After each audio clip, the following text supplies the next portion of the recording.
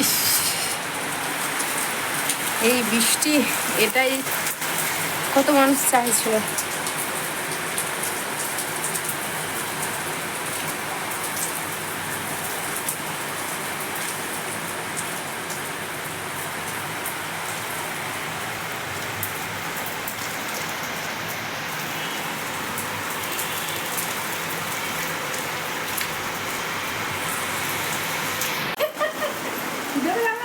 যে ছেলে মেঘ ডাকলে ভয় পেত, বৃষ্টির জল দেখলে ভয় পেত, ঘরে একদম লেজ ছাটিয়ে ঘরে ঢুকে থাকতো, মানে এর আগে অনেকবারই ওকে ছাড়া হয়েছে বৃষ্টির জলে, কিন্তু না, গায়ে যে জল পড়েছে তাড়াতাড়ি করে লেজ ছাটিয়ে ঘরের উপরে এসে একদম জড়সড় হয়ে বসে গেছে।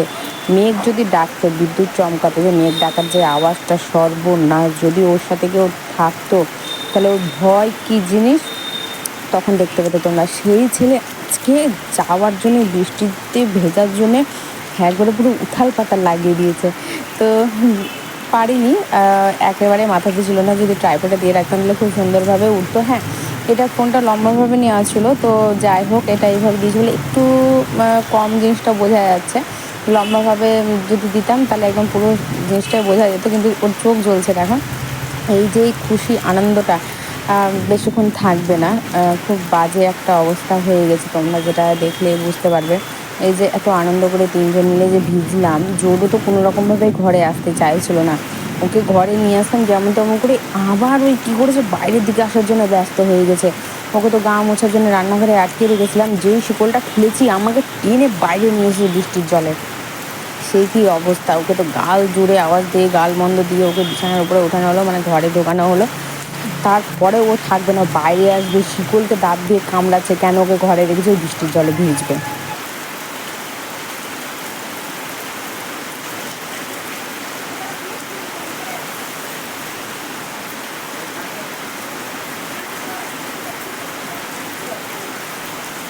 কেমন লাগলো ছোট বৃষ্টিতে ভিজে? কেমন লাগলো? মজা পেলে তুমি? মজা পেয়েছো? সেই মজা পেয়েছে আজকে ছোটো।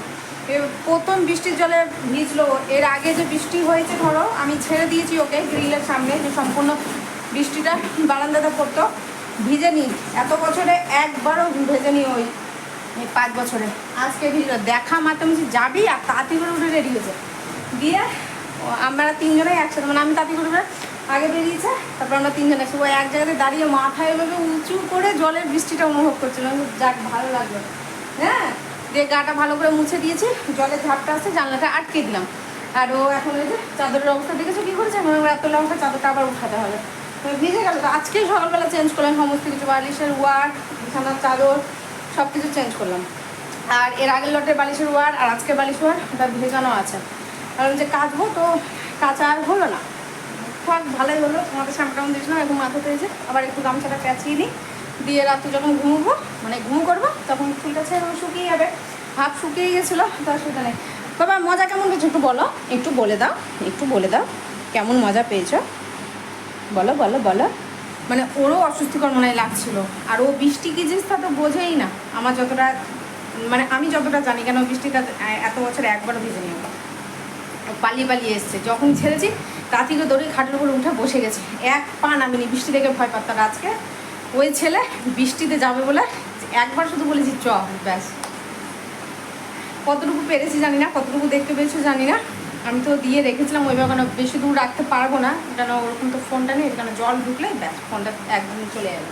তার জন্যই গেটের এই মানে ভেতরে যে গেটটা ছিল, এই গেটে একটু জাস্ট হালকা ছোঁয়া দিয়ে আমি রেখেছিলাম একটু দেখাবার জন্য, তাই না? কি বাজার পরিস্থিতি, মানে প্রথম এরকম ছাদের ঘর দেখলাম, যে মানে এরকম অবস্থা আর কি। চলো তোমাদেরকে দেখাচ্ছি, গেঞ্জিটা পরো, ভিডিও করছি গেঞ্জিটা পরে। এই যে ছাদের ঘরের অবস্থা, এর আগে আমি তোমাদেরকে দেখিয়েছিলাম, দীপকে বলেছিলাম, তো দীপ বিশ্বাস করেনি যে ছাদের জল আমার বারান্দায় ঢুকছে, তখন তো বৃষ্টিটা থেমে গেছিলো, কিন্তু আজকে তো বৃষ্টি আর থামা নয়, দেখো এই যে জল ঢুকছে, এই যে। আর ঘরের পরিস্থিতি দেখো কি অবস্থা, এই যে। সেটা ওদের ব্যক্তিগত ব্যাপার, কাকে দিয়ে করিয়েছে কী করিয়েছে, কিন্তু প্রথম এরকম ছাদের ঘর দেখলাম যেরকম ফাটল দিয়ে জল অনবরত বেরোচ্ছে, এই যে এই সাইডেও, এই যে পুরোটাই জানলার কথা তো বাদই দিলাম, জানলা দিয়ে জোরে বৃষ্টি যদি হয়, কেন গ্যাপ রয়েছে তো, এই গ্যাপের জন্য সমস্ত বৃষ্টির জল ভেতরে আসছে, কারণ ঠিক মতো লাগানো নেই। এটা তোমরাও প্রথমে দেখেছো যে প্রচণ্ড গ্যাপ, যেমন তেমন করে মানে চার কোনায় মানে 4টে পিন ঠুকে দিয়েছে, ব্যাস হয়ে গেছে। এখানেও ওই জিনিসটাও রয়েছে এই জানলাতেও। তো এই জানলাতে জলের ঝাপটাটা মারলেও অতটা বাসছে না, কিন্তু এই উপর দিয়ে দেখো পুরো পুরো ফাটল। প্রথম এরকম ছাদের ঘর দেখলাম, এই যে জোরে তো উপরে উঠলো ওই জল দেখে, ওই প্লাগগুলো খোলা হলো। এখন সব ভালো, কিন্তু জলটা পা খাবে কোনটা দিয়ে? এটা বন্ধ করলে তুমি কতক্ষণ আটকাবা? যখন গেট খুলবা কিনা এবং হড়হড়িয়ে জল ঢুকবে তোমার। এই যে এই দেখো,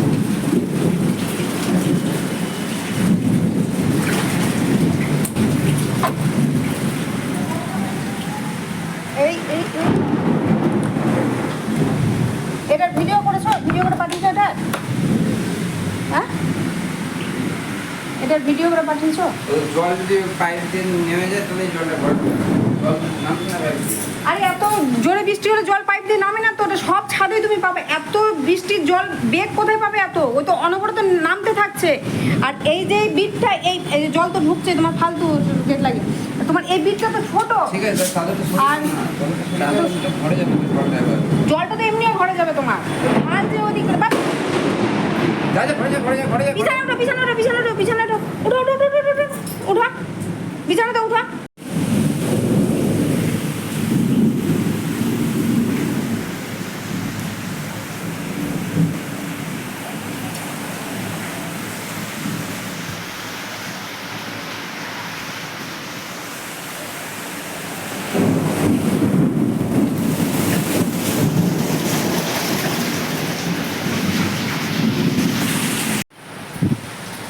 ওই ছাদের জল নিয়েছে, ছাদের জল না হলে জল নামাতে পারবে না তো। বন্ধ করে দাও, বন্ধ করে দাও, ভেঙে যাবে ছাতা বাতাসে। ও পনির হাত উঠালাম, বুঝছিলাম কি দরকার ছিল, তোমার সিদ্ধ ভাত করেই দিচ্ছিলাম আমি। পনিরটা থাক, কালকে করে দিব। তাহলে এখনই করছি, ওই আতপ চালেরই আলু সিদ্ধ ভাত করে নিচ্ছি, তোমার হয়ে যাবে। আর ছোটো তো আছে, কি বললাম? বলছি আতপ চালে তাহলে ভাত করে নিচ্ছি, ঘি দিয়ে, তাহলে তুমি খেয়ে নাও। হবে না হবে না, আমি ওখানে দেখলাম। আরে হবে, দাও তুমি আমাকে কিছু একটা দাও। কোথায় রেখে কিছু একটা দাও। চাকনি বা হ্যাঁ দাও।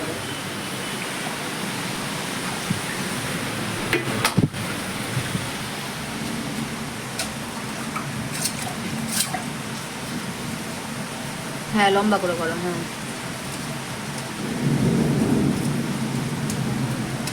ওদেরকে বুঝাচ্ছিল, ওদেরকে বুঝিয়ে পারবে না, ওরা টাকার ক্যাট, ওরা যেটা ভালো বুঝবে সেটা করবে, তুমি হাজার বলো ওকে।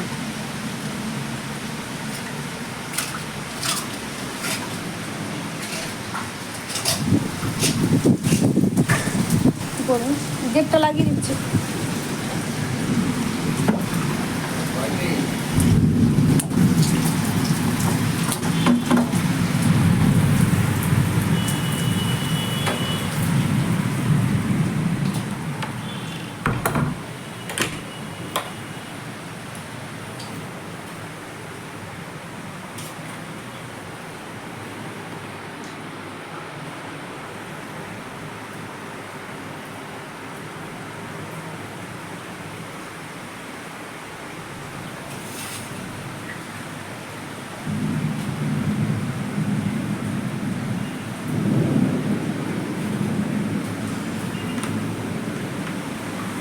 বাইরে দাও দাও। ঠিক আছে।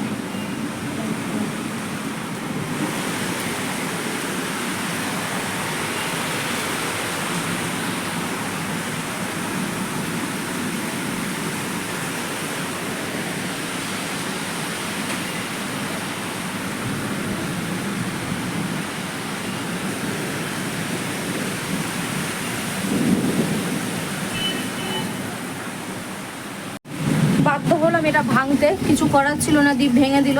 আমি বললাম যে ভেঙো না, বা একটা মাঝখান থেকে ভাঙতে বললাম, তো এমনভাবে হাতুড়ি দ্বীপ মারলো যে সম্পূর্ণই ভেঙে গেল। ওই ভাঙার টুকরাটাকেও মানে ওর মধ্যে আটকে গেছে, জল না আটকে যায়, ওই ভাঙার টুকরাটাও তো আটকে গেছে, ভেঙে চলে গেছে। হ্যাঁ চলে যাবে।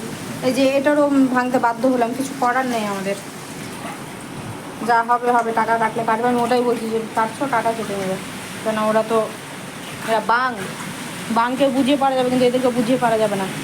এই যে ভাঙা মাত্রই জল নেমে গেলো, দেখো কত তাড়াতাড়ি জলটা পাস হয়ে গেলো।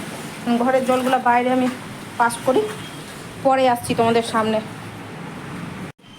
রাত্রি 10:30টার সময় ঝাড়ুদার হাতে ঝাঁটা নিয়ে আসি, কিছু করার নেই, ছাদ পরিষ্কার করে এই ঝাঁটাটা দিয়ে, তো এটাই নিয়ে আসলাম। এখন তোমাদের সামনে এই ঝাঁটা দিয়ে ও পা দিয়ে জল পাস করলো, আর আমি ঝাঁটা দিয়ে তারপরে ফুলের যে প্যান্টটা ছিল সেই প্যান্টটা দিয়ে যতটা পারলাম জলটাকে পাস করার চেষ্টা করলাম।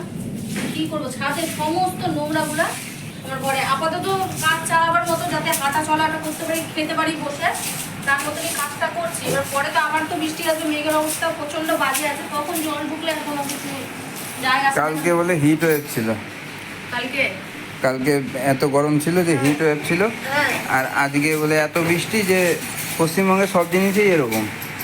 তো উল্টা পাল্টা চলে মানছি, তো উল্টা পাল্টা চলে গেল। আমার পায়ের আঙুলটা কেটে ঝাঁটা ছিলে, এই যে আগাম যতটা পারি একটু পরিষ্কার করার চেষ্টা করি, যাতে খেতে বসতে পারি। সেই নাই বিছানাতে বসে খেয়ে নেবো, অসুবিধা নেই, যখন যেরকম তখন সেরকম নিরামিষই খাওয়া হবে।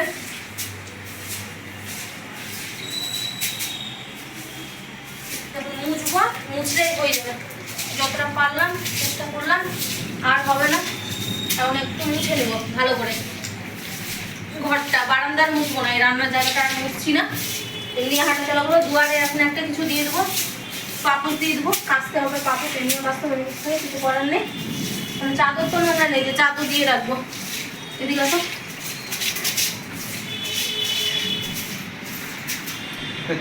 শুকিয়ে যাবে, শুধু লাইন না যায়। Good morning. ঘুমো হলো? ঘুমো হয়েছে? আর তো ঘুমো হবে, আর তো ঘুমো হবে। ঘুমো করো, দেখো খাবার, তো